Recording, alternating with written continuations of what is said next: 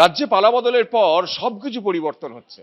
আমরা আছি বিধানসভায়, যে ঘরটার সামনে দাঁড়িয়ে আছি এই ঘরটা বিরোধী দলনেতার ঘর। এখানে এতদিন শুভেন্দু অধিকারীর নাম লেখা ছিল, সেই নাম সরিয়ে দেওয়া হয়েছে। শুভেন্দু অধিকারী এই ঘর থেকে মুখ্যমন্ত্রীর ঘরে যাবেন। আমরা সেই ঘরের ভেতরে ঢুকবো, যেখানে বিরোধী দলনেতা বসতেন।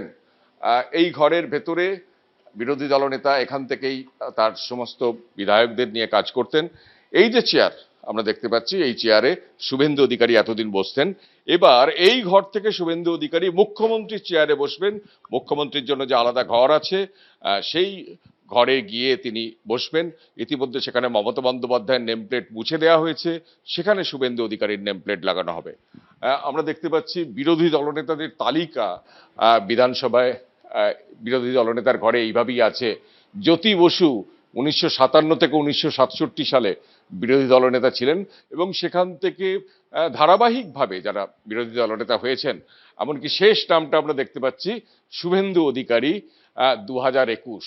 এখানে অবশ্যই 2026 বসবে, অর্থাৎ শুভেন্দু অধিকারী বিরোধী দলনেতা হিসেবে এখানে 5 বছর ধরে এই ঘরে কিন্তু তিনি কাজ করেছেন।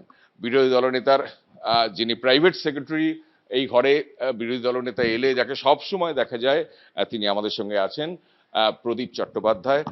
এবং সত্যি কথা বলতে কি, কাজ করে প্রচুর আনন্দ পেয়েছি ওনার সঙ্গে কাজ করে। দরাজ মনের লোক, আর যেটা মনে করেন করব সেটা করেই ছাড়েন। এইটা বললাম, উনি এত ডিটারমাইন্ড যে কোনো ব্যাপারে, এত সাংঘাতিক ডিটারমিনেশন আমি খুব কম লোকের মধ্যে দেখেছি। আমি সত্যি খুব আনন্দিত ওনার সঙ্গে কাজ করে। এই বিপুল জয়ের পর শুভেন্দু অধিকারীর 5 বছরের যে ঘর, সেই ঘর থেকে তিনি অন্য ঘরে স্থানান্তরিত হচ্ছেন। বিধানসভার ভেতর থেকে ক্যামেরায় বিশ্বজিৎ সাহার সঙ্গে কৃষ্ণেন্দু অধিকারী, এবিপি আনন্দ, কলকাতা।